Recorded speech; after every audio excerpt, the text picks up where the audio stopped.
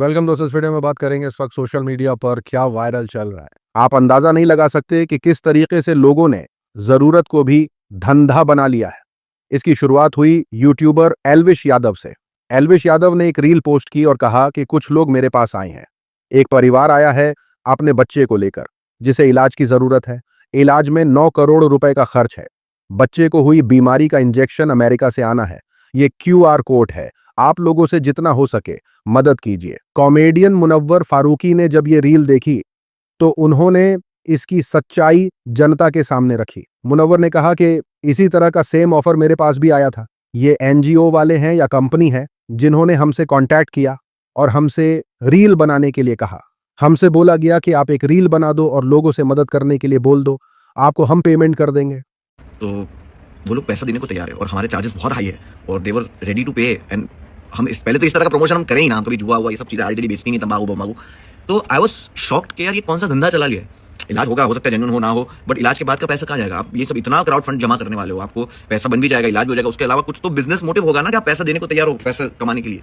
Pure charity है तो आप इस तरह हेल्प ही मांग लेते हैं, बट ये एजेंसी इन्वॉल्व, NGO इन्वॉल्व, सिक है भाई, सब लोग पागल हो चुके हैं। जस्ट पुटिंग इट हियर तो ताकि इस तरह की चीजें जो लोग कर रहे हैं उनको पता चले कि ये ना करें। स्कैम इतने बड़े लेवल पर हो रहा है कि राइट विंग के खेमों से मुनव्वर फारूकी का सपोर्ट किया जा रहा है। सोशल मीडिया पर चल रहा है कि JJ और एल्विश भाई हम लोगों के साथ धोखा कर रहा है। मेरा सिर्फ एक सवाल है, डोनेशन केटो जैसे वेरीफाइड प्लेटफॉर्म पर क्यों नहीं लिया जा रहा? इमदाद की रकम प्राइवेट NGO के खाते में क्यों जा रही है? बाकी बचा पैसा कहां जा रहा है? प्राइवेट NGO का इस्तेमाल करके अपनी जेब भरने की कोशिश की जा रही है। अगली अपडेट बांग्लादेश के हवाले से है। बांग्लादेश पुलिस और BBC बांग्ला की रिपोर्ट के हवाले से बताया कि मृतक दीपू चंद्र दास एक गारमेंट फैक्ट्री में मजदूरी करते थे। वो बांग्लादेश के मैमनसिंह जिले के भालुका उपजिला में किराए पर रहते थे। पुलिस के मुताबिक उन पर कुछ लोगों ने पैगंबर मोहम्मद साहब के बारे में अपमानजनक टिप्पणी करने का आरोप लगाया। गुरुवार 18 दिसंबर की रात करीब 9 बजे एक भीड़ ने उन पर हमला कर दिया। मोहम्मद यूनुस की लीडरशिप वाली बांग्लादेश की अंतरिम सरकार ने दीपू की मौत पर अफसोस जताया है। पुलिस ने इस मामले में अब तक 7 लोगों को गिरफ्तार किया है। तो मौत अंत है नहीं तो मौत से भी क्यों डरे, ये जाके सोशल मीडिया पर चल रहा है कि भारत सरकार की बांग्लादेश में कम्युनल वायलेंस से निपटने की स्ट्रैटेजी क्या है? कार्रवाई भूल जाओ। क्या नरेंद्र मोदी ने कभी कड़ी निंदा की भाषा का इस्तेमाल किया है? डॉक्टर S जयशंकर कहाँ हैं? क्या वो अभी भी भारत के विदेश मंत्री हैं? क्या लेजर आंखें खराब हो गई हैं? साथ ही साथ कॉमेडियन मुनव्वर फारूकी ने कहा कि बांग्लादेश से आने वाली भयानक फुटेज और लिंचिंग वीडियो मुझे बीमार कर देती है और इंसानियत पर सवाल उठाती है। धर्म की रक्षा, ये लोग कुछ नहीं बल्कि राक्षस हैं और दुनिया चुपचाप देख रही है। आवाज उठाओ और अपराधियों को फांसी दो। उसी के साथ फिल्म धुरंधर को यूट्यूबर ध्रुव राठी ने बुरी तरह से एक्सपोज कर दिया है। ध्रुव राठी ने अपनी वीडियो में फिल्म धुरंधर को खतरनाक प्रोपगेंडा बताया है, जो असली घटनाओं जैसे पुलवामा हमला, 26/11 मुंबई अटैक और गैंगस्टर रहमान डकैत को फिक्शनल कहानियों से मिलाकर पेश करती है। इससे ऑडियंस का ब्रेन वॉश होता है और नफरत फैलती है। मुसलमानों के खिलाफ डॉग व्हिसलिंग है, जैसे हमलावर अल्लाहू अकबर चिल्लाते हैं और विलेन को जय हिंद कहकर मारा जाता है। गैंगस्टर्स को कूल दिखाया गया है, जो हिंसा को ग्लोरीफाई करता है और एजेंसियों को बदनाम करता है बिना शहीदों का जिक्र किए। ध्रुव ने डायरेक्टर की तुलना नाजी प्रोपगेंडा फिल्म मेकर से की और कहा कि अच्छी बनी प्रोपगेंडा ज्यादा खतरनाक है। एक्टर्स भी नफरत फैलाने में जिम्मेदार हैं। ऐसी फिल्में देश की इमेज खराब करती हैं, इसलिए क्रिटिकल थिंकिंग जरूरी है। ध्रुव राठी के इस वीडियो को देखकर राइट विंग के खेमों में रोना धोना शुरू हो गया है। IT सेल ध्रुव राठी के पीछे लगकर हेड कैंपेन चला रहा है। सोशल मीडिया पर चल रहा है कि ध्रुव राठी दुनिया में एक ऐसा यूट्यूबर है जिसने फर्जी फिल्म को सिर्फ एक वीडियो से एक्सपोज कर दिया है। ऐसा धोया है कि BJP के बचाव में पूरे गोदी इकोसिस्टम को उतार दिया गया है। साथ ही साथ लोगों ने कहा कि यूट्यूबर्स तो बहुत हैं, लेकिन ध्रुव राठी की टक्कर का कोई नहीं है। 31 साल की उम्र में उसने करोड़ों रुपए की फर्जी कहानी को एक बॉस की तरह बेनकाब कर दिया है। उसी के साथ ये खबर देखिए। CBI ने शनिवार 20 दिसंबर को डिफेंस मिनिस्ट्री में posted lieutenant colonel Deepak Kumar Sharma और उनके साथी विनोद कुमार को एक रिश्वत के केस में गिरफ्तार किया है। आरोप है कि सेना के लिए खरीदे जा रहे इक्विपमेंट्स की डील में इन अधिकारियों ने रिश्वत ली है। सीबीआई को लेफ्टिनेंट कर्नल दीपक कुमार शर्मा के पास 2 करोड़ रुपए से ज्यादा कैश भी मिला है। जांच अधिकारियों को शक है कि इस मामले में एक प्राइवेट कंपनी और लेफ्टिनेंट कर्नल शर्मा की पत्नी भी शामिल है। इस धांधली में सरकारी अधिकारी और प्राइवेट कंपनी दोनों ही भारत के डिफेंस सेक्टर से जुड़े हुए हैं। आईटी सेल में सन्नाटा है। सोशल मीडिया पर चल रहा है कि मुसलमान नहीं था, शर्मा था, मगर शर्माया नहीं। डिफेंस मिनिस्ट्री के लेफ्टिनेंट कर्नल दीपक कुमार शर्मा को रिश्वतखोरी के आरोप में रंगे हाथ गिरफ्तार किया गया। छापेमारी में उनके घर से 2 करोड़ रुपए से ज्यादा बरामद हुए हैं। उनकी पत्नी पर भी भ्रष्टाचार का आरोप है। साथ ही साथ लोगों ने कहा कि आज तक कोई मुसलमान, दलित और पिछड़ा इस तरह सेना में देशद्रोह में शामिल नहीं पाया गया है। शर्मा उच्च कुलीन ब्राह्मण है, इसलिए गोदी मीडिया चुप है। उसी के साथ खबर निकलकर आई है मुंबई से। मुंबई में एक बीजेपी विधायक पराग शाह एक ऑटो रिक्शा वाले को थप्पड़ जड़ देते हैं। आरोप लगते हैं कि रिक्शा चालक ट्रैफिक नियमों के खिलाफ गलत साइड पर आ रहा था। इस मामले का वीडियो सामने आने के बाद लोगों ने बीजेपी विधायक के इस रवैये के खिलाफ गुस्सा जताया। ये देखकर गोदी मीडिया बीजेपी विधायक के पास उनका बचाव करने पहुंच गया। बीजेपी विधायक का पक्ष दिखाने लगा और नैरेटिव बनाने लगा कि पराग शाह ने उस शख्स को थप्पड़ क्यों मारा, लेकिन रिक्शा वाले का पक्ष नहीं दिखाया। सोशल मीडिया पर चल रहा है कि गोदी मीडिया हमेशा अपने मालिकों को बचाने में आगे रहता है। जब कोई बीजेपी का नेता फंसता है, ये गोदी मीडिया वाले तुरंत उसका बयान लेने पहुंच जाते हैं, उनका नैरेटिव चलाने लगते हैं। साथ ही साथ लोगों ने कहा, जब एक बीजेपी विधायक खुलेआम एक ऑटो ड्राइवर को थप्पड़ मारता है तो खबर घटना नहीं रह जाती, वो सत्ता के दुरुपयोग का मामला बन जाती है। लेकिन प्रो बीजेपी न्यूज एजेंसी ने एक दिन इंतजार किया ताकि पीड़ित की आवाज नहीं बल्कि विधायक की सफाई और बहाने परोसे जा सकें। ना कोई रिपोर्टर ऑटो ड्राइवर के पास गया, ना जमीनी सच्चाई जानने की कोशिश हुई। साथ ही साथ खबर निकलकर आई है यूपी के सुल्तानपुर से। यूपी का सुल्तानपुर इस समय सुर्खियों में है। यहां पर एक शख्स को बतौर दिव्यांग बीजेपी विधायक ने व्हील चेयर दी, लेकिन फोटो खिंचवाने के बाद वो शख्स तुरंत उठकर चलने लगा, जिसका वीडियो सोशल मीडिया पर वायरल हो गया।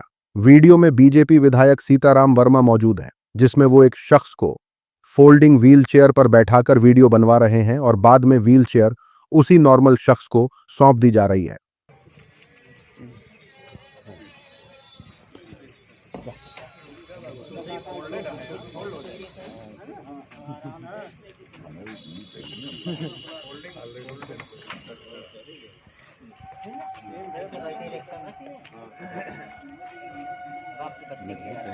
वहीं सोशल मीडिया पर किरकिरी होने के बाद बीजेपी विधायक सीताराम वर्मा ने कहा कि ये व्हील चेयर जिसे देनी थी वो दिव्यांग बीमार था, लिहाजा उसके पिता को व्हील चेयर दी गई। लेकिन सवाल ये उठता है कि जब व्हील चेयर उनके पिता को ही देनी थी तो उस पर बैठाकर फोटो और वीडियो बनवाने की जरूरत क्यों पड़ गई। सोशल मीडिया पर चल रहा है कि व्हील चेयर पर बैठाया, फोटोबाजी हुई और दिव्यांग खड़ा होकर चलने लगा। ये सिर्फ और सिर्फ बीजेपी विधायक का आशीर्वाद है जो दिव्यांग व्यक्ति अपनी टांगों पर चलने लगा। वीडियो यूपी के जिला सुल्तानपुर की है। साथ ही साथ लोगों ने कहा कि बीजेपी नेता का आशीर्वाद इतना पावरफुल है कि व्हील चेयर वाला खुद चलने लगा। सुल्तानपुर यूपी में नया बाबा मिल गया। अगली बार तो उड़ान भर दो भाई, ऑस्कर मिलेगा। उसी के साथ देखिए डज गॉड एग्जिस्ट वाली डिबेट को लेकर क्या चल रहा है। दिल्ली के कॉन्स्टिट्यूशन क्लब में डज गॉड एग्जिस्ट की बहस में इस्लामिक स्कॉलर मुफ्ती शमाइल नदवी ने गीतकार जावेद अख्तर को लाजवाब कर दिया। लोग मुफ्ती शमाइल नदवी के इल्म की जमकर तारीफ कर रहे हैं। लोगों को बहुत अरसे बाद ऐसा हेल्थी डिस्कशन देखने को मिला। दीन और दुनिया के इल्म में ऐसी महारत देखकर आईटी सेल हैरान है। जब जावेद अख्तर के पास अपना पॉइंट रखने का कोई तर्क नहीं बचा तो सोशल मीडिया पर लोग पूछने लगे कि जब सब कुछ खुदा का बनाया हुआ है तो मुसलमान नवजात बच्चे के लिंग के आगे की चमड़ी काटकर खुदा की बनावट से छेड़छाड़ क्यों करते हैं। सोशल मीडिया पर इसका जवाब देते हुए लोगों ने कहा, अगर साइंस की बात करते हो तो खतना के फायदे का भी पता होगा आपको कि उससे कैंसर के इम्कान बिल्कुल ना के बराबर हो जाते हैं। कल को ये ना कहना कि बच्चे बिना कपड़ों के पैदा होते हैं तो कपड़े क्यों पहनाते हो। साथ ही साथ खबर है केरल से, तुम बांग्लादेशी हो। छत्तीसगढ़ से एक दलित इमिग्रेंट मजदूर राम नारायण केरल में नौकरी की तलाश में आया था, पीट पीट कर मार डाला गया। यानी आप अंदाजा लगाइए कि गोदी मीडिया का जहर किस हद परोसा जा रहा है कि लोग अपने ही देश में अपने ही लोगों को सिर्फ शक के आधार पर जान से मार दे रहे हैं। गोदी मीडिया में सन्नाटा है।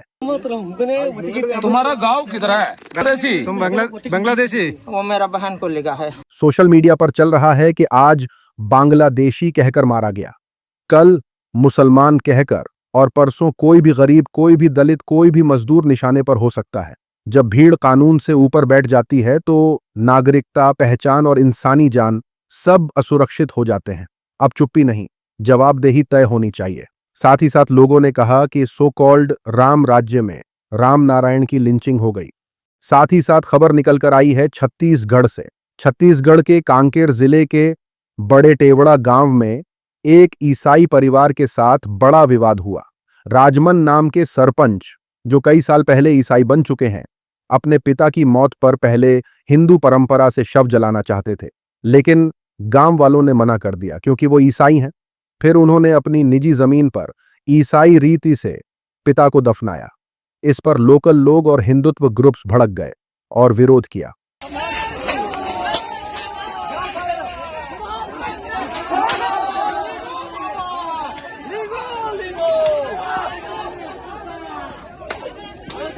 अगले दिन प्रशासन ने विरोध के चलते लाश निकाल ली। उसके बाद भीड़ ने राजमन के घर पर हमला किया, आग लगा दी, चर्चों को तोड़ा फोड़ा और प्रेयर हॉल जला दिया। इस हिंसा में 20 पुलिस वाले घायल हो गए, जिसमें एक एएसपी भी शामिल था। पुलिस ने एफआईआर दर्ज की और अब स्थिति काबू में है। राजमन कहते हैं कि उन्होंने कुछ गलत नहीं किया, बस अपने पिता को सम्मान दिया। सोशल मीडिया पर चल रहा है कि लोगों को अब समझना चाहिए कि ये नफरत जो मुस्लिमों के खिलाफ शुरू हुई है, ये सेक्युलर हिंदुओं तक पहुंचने में देर नहीं लगाएगी। बीजेपी और उनके गुंडों के खिलाफ आवाज उठाओ।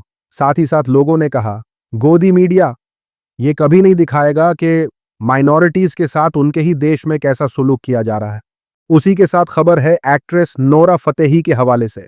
शनिवार दोपहर को नोरा फतेही की कार का जोरदार एक्सीडेंट हो गया था। इस एक्सीडेंट में नोरा फतेही के सिर में चोट आई है। बावजूद इसके नोरा फतेही ने शनिवार शाम को एक कॉन्सर्ट में परफॉर्मेंस दी है। नोरा फतेही डेविड गुएटा के कॉन्सर्ट में शामिल होने के लिए सनबर्न फेस्टिवल जा रही थी। तभी एक तेज रफ्तार कार चला रहे नशे में धुत शख्स ने उनकी कार को जोरदार टक्कर मारी। नोरा ने एक वीडियो जारी कर बताया है कि यह घटना दोपहर 3 बजे हुई है। शख्स ने नोरा की कार को टक्कर मारने के अलावा भी कई लोगों पर गाड़ी चढ़ा दी, जिससे कई लोगों को चोट आई है। इस टक्कर से नोरा फतेही के सिर पर चोट आई है। नोरा को तुरंत नजदीकी हॉस्पिटल ले जाया गया, जहां उनका सीटी स्कैन हुआ है। जांच में सामने आया है कि नोरा को कोई गंभीर चोट नहीं लगी है। डॉक्टर से सलाह के बाद नोरा सनबर्न 2025 में परफॉर्मेंस देने पहुंची थी। नोरा फतेही की तरफ से उस शख्स के खिलाफ शिकायत दर्ज करवाई गई है। टक्कर मारने वाले शख्स को हिरासत में लिया गया है। नोरा फतेही ने अब एक्सीडेंट के बाद अपना हेल्थ अपडेट दिया है। Having said that, I just want to let everyone know I'm okay, suffering from pain for some time, but alhamdulillah, thank God, I am alive. That was a scary, terrifying, traumatic moment. आज की video में इतना ही। अपनी राय सुझाव comment में जरूर बताएं। मिलूंगा आप सभी से अगले वीडियो में। तब तक के लिए अपना ख्याल रखें।